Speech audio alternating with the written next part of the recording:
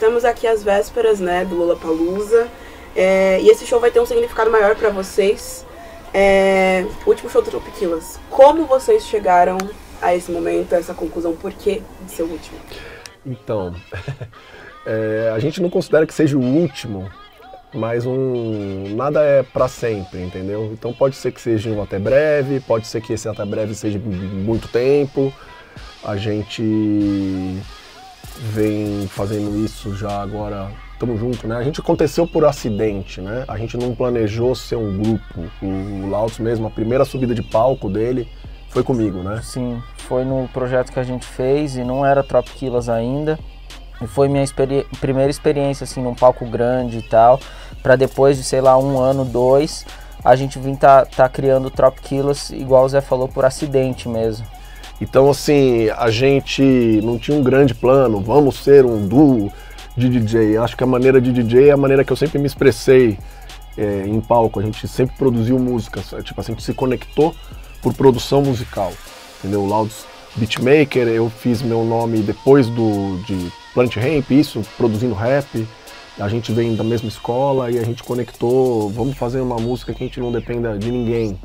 Vamos fazer música, vamos fazer um hip hop instrumental, como o Drum and Bass fez na época, vamos criar o nosso. Daí a gente criou, a gente puxou esse movimento que foi vamos dizer, que rotularam como trap eletrônico, né? Na época, antes do trap, da explosão do trap de Atlanta, vamos dizer, e do trap nacional e tal, a gente puxou esse bonde. E o Trop explodiu da noite pro dia. De fora para dentro. Então assim, a gente primeiro explodiu fora do Brasil por anos. Ninguém sabia que a gente era brasileiro aqui durante muito tempo. Até hoje tem isso, né, do pessoal não saber que a gente é brasileiro, quando vê uma música nossa, fala, nossa, não sabia que eles eram daqui. E é engraçado isso, ver igual o Zé falou, essa explosão de fora para dentro. Então assim, depois chegou um ponto que a gente começou a tocar bastante aqui, o movimento esquentou, né? E até a gente começar a produzir para outros artistas, né? Começamos a produzir para outros artistas, até vir uma mudança de chave. A gente, na verdade, isso foram alguns bons anos, de 2013 a 2017, vamos dizer, né? Que foi bons anos de tour, que a gente viajava muito mais que ficava aqui. A gente viajava 10 vezes por ano para fora. E a gente sempre lutou e bateu num ponto que incomodava muito. Tipo, a gente estava num ano, vamos dizer, no Tomorrowland na Bélgica, mas não estava aqui.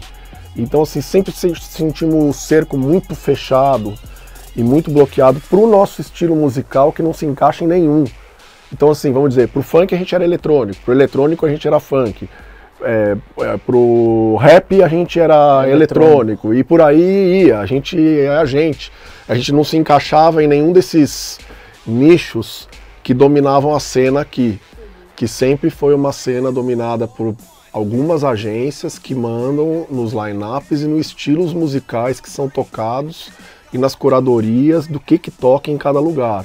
Isso sempre ditou a regra aqui no Brasil. A gente quebrou, lutou contra isso durante bastante tempo, mas chegou uma hora que cansou, entendeu? Assim, a gente não tem como parar a nossa vida para criar uma agenda de tour se a nossa rotina de produção está muito grande.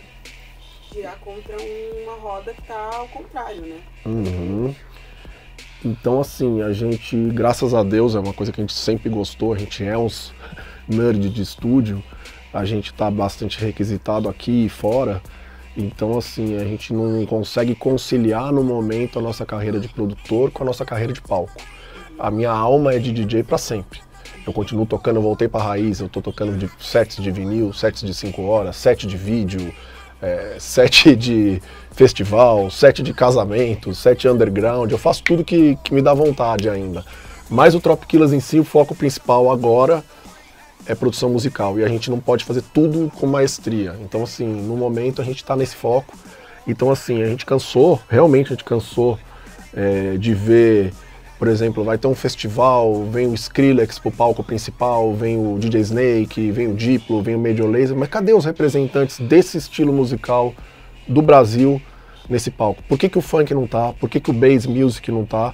Porque é excluído por quem comanda essa cena. Então nunca deram espaço para essa cena crescer.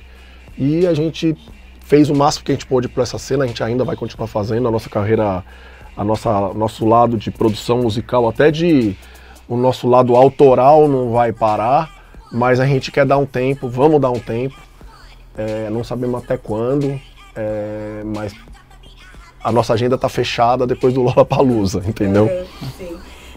Vocês falaram, né, sobre as grandes agências, as grandes empresas, né, que dominam, né, essa cena.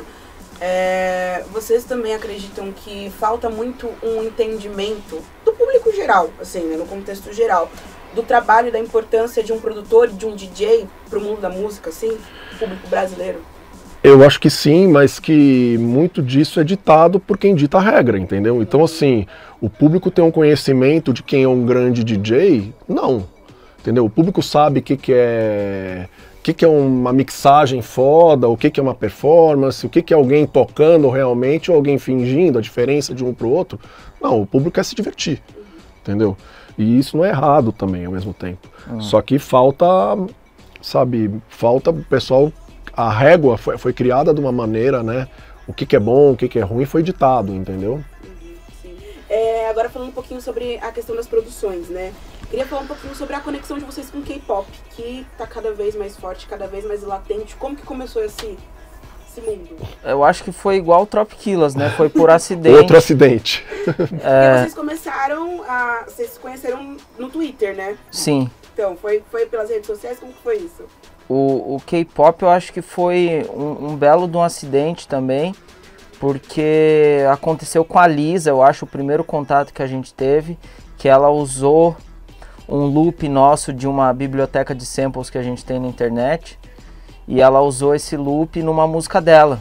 E aí a gente fez um vídeo explicando como foi feito, todo esse processo, e a gente falou, né, em vez de usar o sample pack, usa a gente direto da fonte. E foi acontecendo, eu acho, depois de alguns anos, a gente conseguiu fazer umas músicas com o pessoal do K-pop, grandes grupos, né, o NCT, TXT, um remix pra Aespa. E agora, finalmente, a gente conseguiu se conectar com a Lisa. E como é que foi essa conexão, né? Porque vocês agora estão no álbum de uma das maiores estrelas do K-pop, né? Como é que foi que surgiu essa conexão agora nesse momento? É isso, a gente jogou pro universo e o universo entregou, né? Foi isso que a gente falou. A gente esteve na Coreia no final do ano passado, a gente já tinha estado na Coreia fazendo show, 2 vezes até.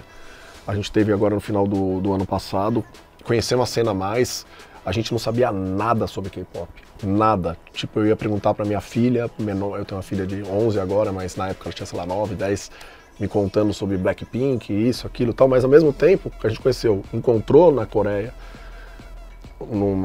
a gente foi para trabalhar, para produzir, né, um camp com vários produtores, alguns dos gigantes do mundo, e todo mundo tem uma opinião muito parecida com a nossa. O K-pop é um playground para os produtores musicais, porque ali você brinca.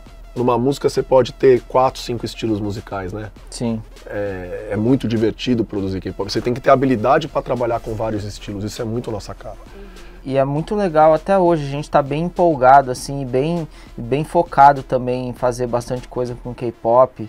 A gente tem estudado muito o estilo, a parte mais técnica, né? Eu gosto muito de estudar a parte mais técnica, o porquê das coisas, e eu acompanho muito agora os produtores de K-pop, vejo o que eles fazem pra inspirar mesmo, buscar uma inspiração direto da fonte, assim, mas sempre tendo a nossa cara, que é o porquê eles querem a gente, né?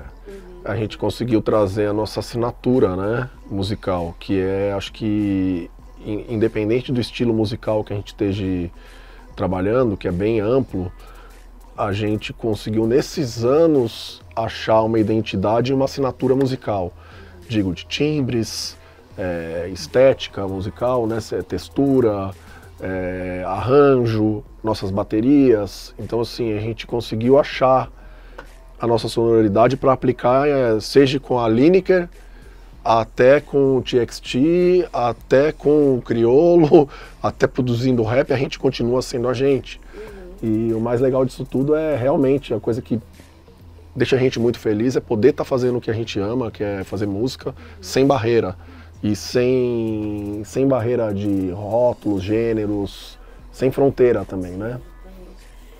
E eu fiquei sabendo que vocês fizeram uma gracinha aí também com essa música nova da Lisa, e como é que é isso? A gente quis fazer essa brincadeira, né, porque é um trechinho tão curto da música, né, acho que o pessoal ficou com aquele gostinho de quero mais, de ter uma versão mais brasileira, com o nosso toque. A gente optou por fazer essa brincadeira aí, sem compromisso, né, mas vai que...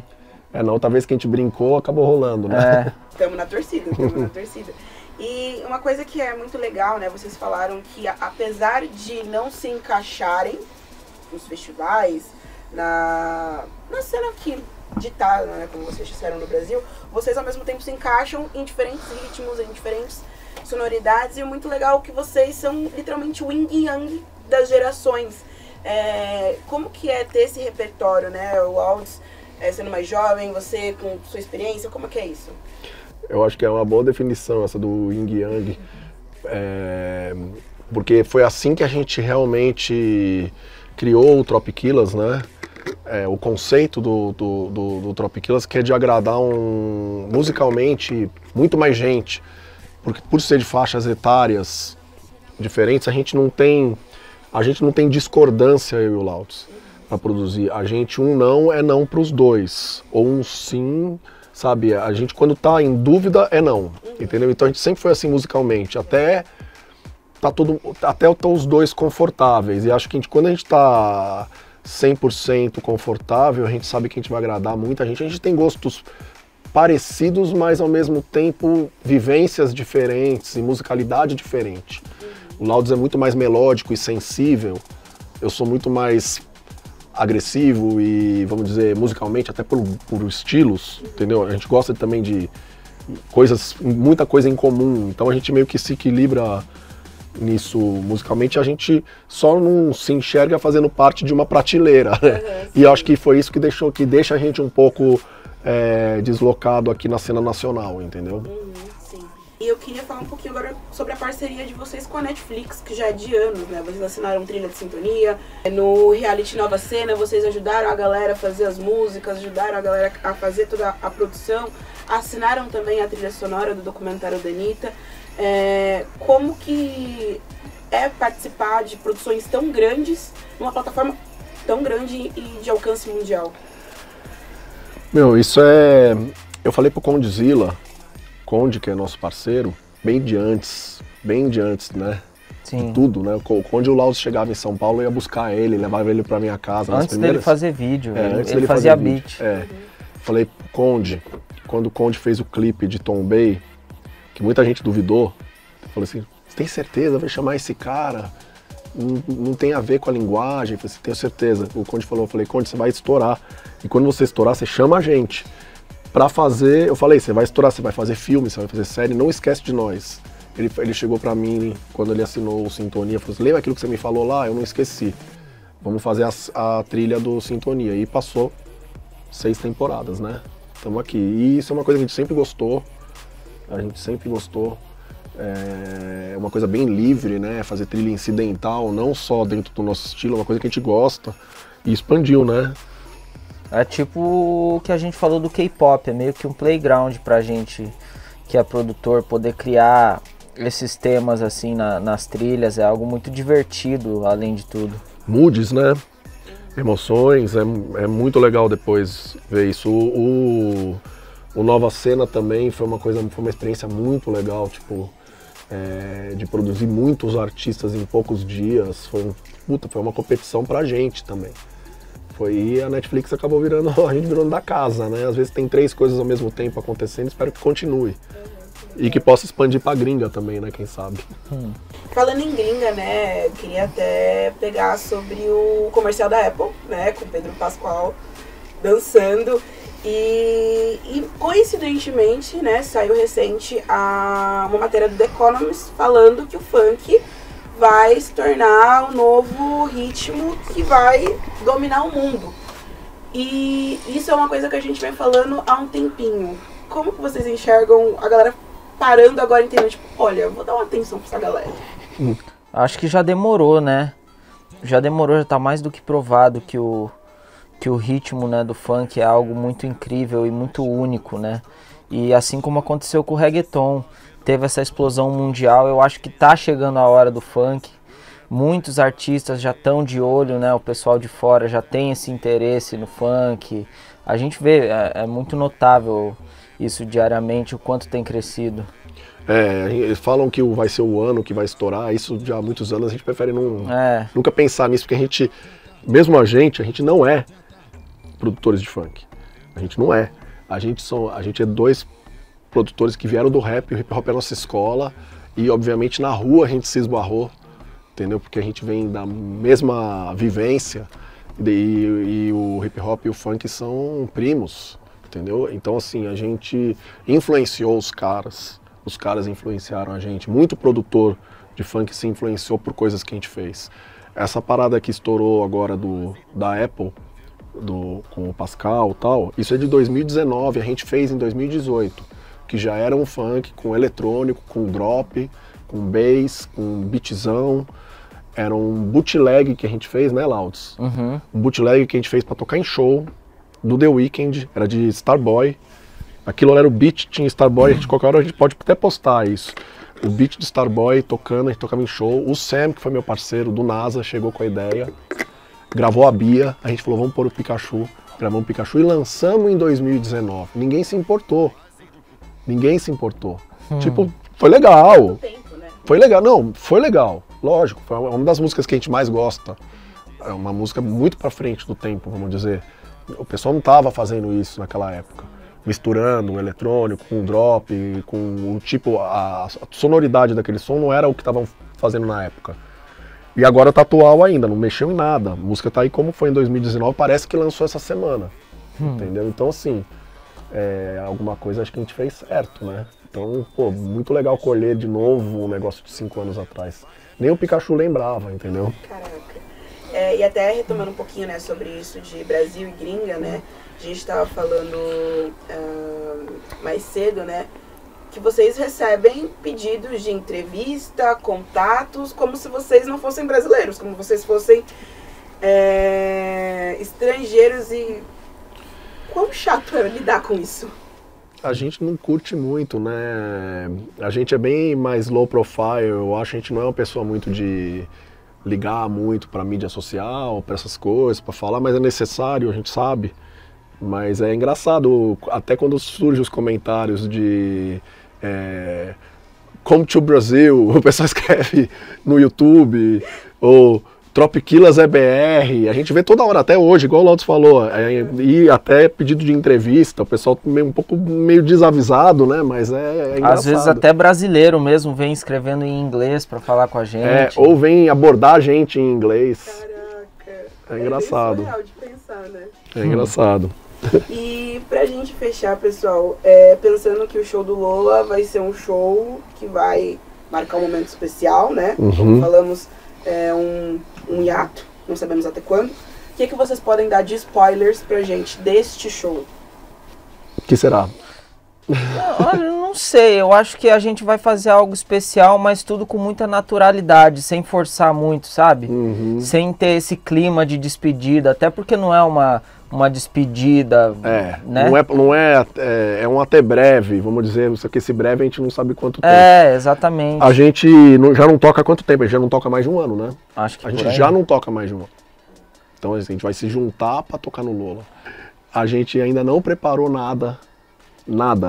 A gente vai sentar aqui, ir pros toca-discos, juntar com o Aaron e vamos preparar nosso set, dar uma ensaiada e tentar contar um pouquinho da nossa história, entendeu? Fazer um pouquinho o que representa todos esses anos, assim, fazer uma parada bem especial, sim, mas com bastante naturalidade.